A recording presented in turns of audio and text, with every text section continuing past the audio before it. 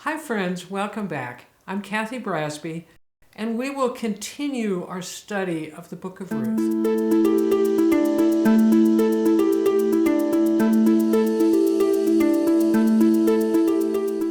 If you remember from our last lesson, we left Ruth and Boaz at the threshing floor in the middle of the night. Ruth has made an audacious request of Boaz. She has not only proposed marriage to him, which is totally out of line in that culture at that time, but she has asked him to serve as the kinsman redeemer to Naomi and also to serve in the role of a leveret to Naomi to continue the line of Elimelech. And even more crazy, Ruth has offered herself as a surrogate in this leveret process so that a son born to her and Boaz would continue Naomi and Elimelech's line. This coming from a barren woman. It's all crazy. If you remember from the very beginning of our story in Ruth, it began with a family, Elimelech and his sons and his wife Naomi. From the beginning of the story, we see that Elimelech is concerned with protecting his family during a famine, so they all go to Moab. And this is a little dicey. We would wonder why an Israelite, a child of God, would go to Moab, where there are different gods. And keep in mind our context here. This takes place during the time of the Judges. And the big problem that the people of Israel had was chasing after false gods. They were choosing to add Yahweh in with a whole bunch of other false gods in idolatry. That was the problem of the day.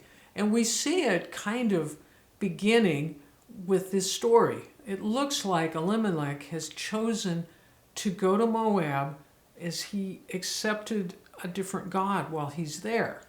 Now, we don't know the answer to that, but we definitely see that when Naomi returns to Bethlehem, she is still a follower of Yahweh. Now, she blames God for what she thinks he has done to her, ending her family line. We still have to wrestle both with the backdrop of idolatry in those times, as well as what appears to be some people in our story who are following God. We know that Naomi blames God, but she still is a follower of God. Ruth pledges to follow Naomi's God. And we see from Boaz's interaction with the harvesters that he is also a follower of God and a man of standing. So in spite of a background of idolatry throughout Israel, we see here this contrast of three people who are following God. And as they kind of stumble forward trying to figure things out, we've seen how God is responding to them and their faith. But as I said, we left our story last time with Ruth making this crazy request of Boaz. As I said, she has nothing to bring to this marriage. And it was customary for both parties to have something to add to the marriage, and she has nothing to bring to the marriage. How will Boaz respond to this? It's a lot to ask of him, but let's continue with our lesson and see what Boaz does with this request. We're going to pick up the story in Ruth 3:10 where Boaz responds to Ruth. Let's hear what he has to say. "The Lord bless you, my daughter," Boaz exclaimed. "You are showing even more family loyalty now than you did before, for you have not gone after younger men, whether rich or poor." Notice first that Boaz calls her my daughter. He has already brought her into his family in his way of thinking, and so he doesn't reject her here. He's talking to his daughter in a sense. Now, he could have responded in other ways. He could have rejected her. Boaz could have responded in several ways.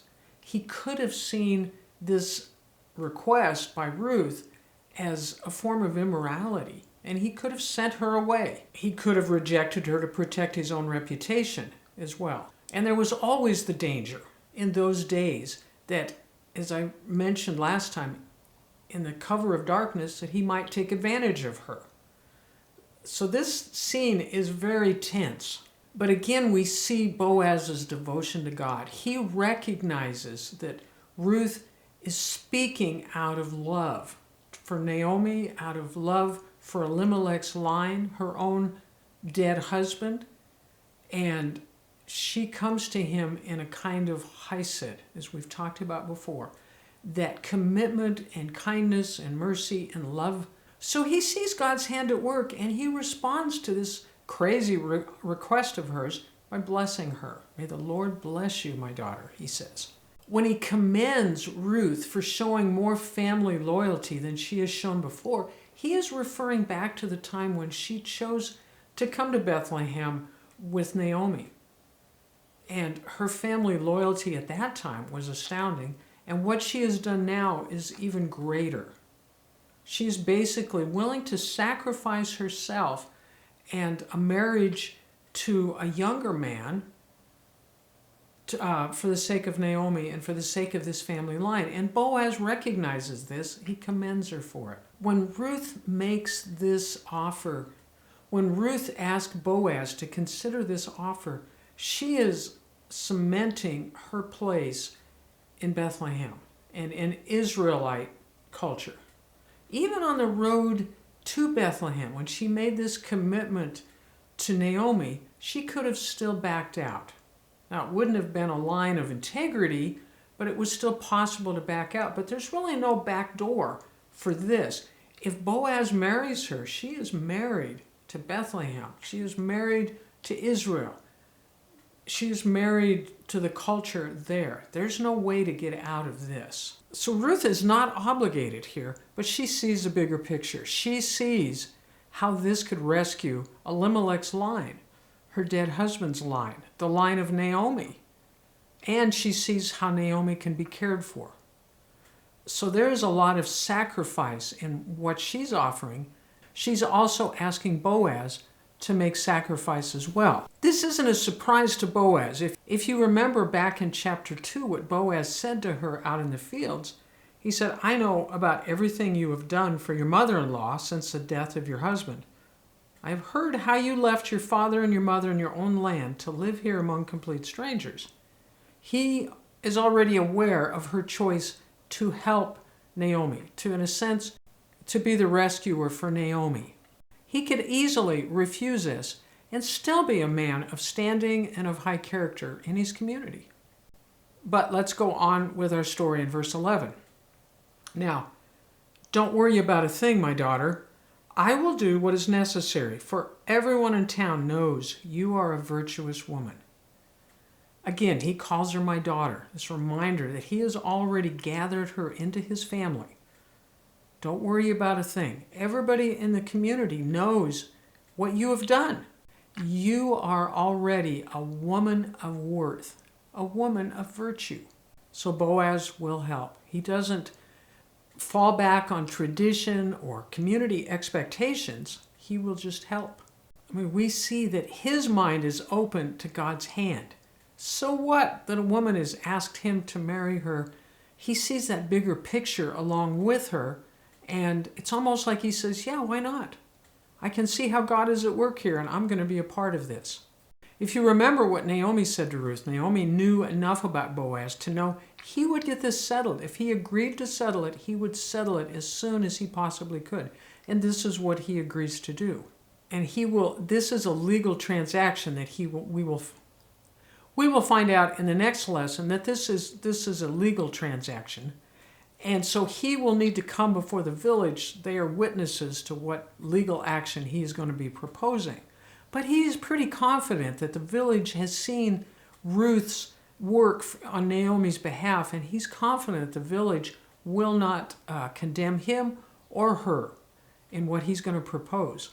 But there is a little bit of an issue here, and let's take a look at what that is. In verse 12. But while it's true that I am one of your family redeemers, there's another man who is more closely related to you than I am. Again, we see Boaz's integrity. He is aware of someone more closely related to Elimelech than he is. And so by law, that man has first rights as a kinsman redeemer. He would have first rights to Naomi's land. So we continue with the story. Verse 13, stay here tonight, and in the morning I will talk to him. If he is willing to redeem you, very well, let him marry you. But if he is not willing, then as surely as the Lord lives, I will redeem you myself. Now, lie down here until morning. Boaz accepts the role of protector. That's really the role of the kinsman redeemer, is to step in, to take care of the vulnerable. And Boaz is willing to take on that responsibility. He knows much better than Ruth knows all the technical, legal aspects of what she's proposing to him. And as I mentioned in the last lesson, it's a little bit unusual. Ruth has combined two different practices, the kinsman redeemer, which is about property, with Levirate, which is about a family. But he can see how this can work, and so he says he will move forward with it. But he is aware he needs to give this closer kinsman redeemer first shot, because there are benefits to a kinsman redeemer, and he can't shut this other man out. And again, we see Boaz's integrity and honesty. Ruth 3:14. So Ruth lay at Boaz's feet until the morning, but she got up before it was light enough for people to recognize each other. For Boaz had said, no one must know that a woman was here at the threshing floor. Boaz is likely to be protecting Ruth's reputation as well as his own. And there's also a practical aspect here, because any charge of immorality could jeopardize this legal proceedings that he's going to do that morning. So in verse 15, we see a little flavor of Boaz's protection. Then Boaz said to her, bring your cloak and spread it out. He measured 6 scoops of barley into the cloak and placed it on her back. Then he returned to the town. And we have to remember the threshing floor would be out in the country, so he would be coming back into Bethlehem in the morning. So Boaz again reveals his generosity. He gives Ruth 6 scoops. We're not sure how much barley that was. This 6 scoops doesn't relate to us very well, but we see his generosity, and we see that he sent this home with her as a pledge to Naomi to say, yes, this is going to happen, and here's my pledge to you. So we'll continue on with the story. Verse 16, when Ruth went back to her mother-in-law, Naomi asked, what happened, my daughter? Ruth told Naomi everything Boaz had done for her, and she added, he gave me these 6 scoops of barley and said, don't go back to your mother-in-law empty-handed. Can you imagine how Naomi spent the night wondering what was going to happen? Again, she had sent Ruth out into a potentially dangerous situation, and I'm sure she was very concerned as to what was happening. It's logical the first thing that she would ask is, what happened, my daughter? Notice, this is the 3rd time in our lesson today that Naomi has been called a daughter. It also gives us an idea of her age compared to both Naomi and Boaz. The most important part of that, my daughter, indicates they consider Ruth to be a part of the family. So Ruth reports everything that happened, including Boaz's words as he said to take the barley back to Naomi. And it's at this point we have another play on words. If you remember back in chapter 1, when Naomi returned to Bethlehem, she said she came back empty. But now we see not only did she come back with Ruth, but it is Ruth who now brings her fullness, represented by these 6 scoops of barley. So we see that theme yet again, from emptiness to fullness. And it's just going to get better as we continue through the story. Now, a reminder that Boaz's kinsman responsibilities are to Naomi, really not to Ruth, although we can see that he has certainly embraced Ruth. But it may be that this gift in part, as I said, was a pledge. I will do this. It's probable also that he may have been sending her a thank you for thinking up this idea. He's grateful for the opportunity to take care of them.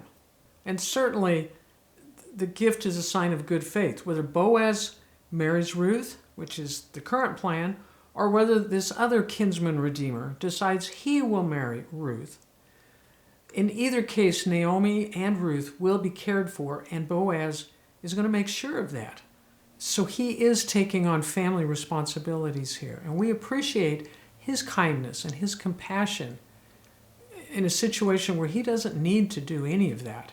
It's a great picture of grace, and it gives us a picture of God's grace, where as Boaz is doing things that are beyond what he's expected to do, God does things for us that are beyond what we have earned or deserve. He gives us worth, as Boaz has bestowed worth on these two women. So we continue with this story in verse 18. She replied, "Wait, my daughter, until you learn how the matter turns out. For the man will not rest, but will settle the matter today." So earlier, Naomi has kind of boosted Ruth into action. And now she says, okay, now's the time to sit and wait. There will be a resolution today, and we will just wait here until it is resolved. Naomi is confident that Boaz will complete this action as soon as possible. And she's also now confident they'll have an answer probably within a few hours. We are at the end of chapter 3. The curtain drops on this chapter, and we will roll into the final chapter of the book to see how all these issues are resolved. We've come a long way in this story. We've come from a family to loss and some bitterness, and then to some amazing work as Boaz begins to interact with both Naomi and Ruth. And now to the place where Ruth proposes marriage. And as we watch Naomi's changes, we see that although we saw at the end of chapter 1 that Naomi accused God of turning his back on her, of abandoning her, of no longer loving her. But we've seen as we've moved through these chapters how God has revealed his love to her, and she has become softened and renewed. And she continues to see how God is working. And at this point, it's almost like what she says about Boaz is also what she feels about God. God will resolve this matter. They just need to sit and wait to see what he's going to do. Powerful lesson even for us today. If we truly trust that God has not abandoned us, but loves us, we can wait. We can say, I don't know what God's going to do in this situation, but it will be resolved, and I will wait to see what that answer is going to be.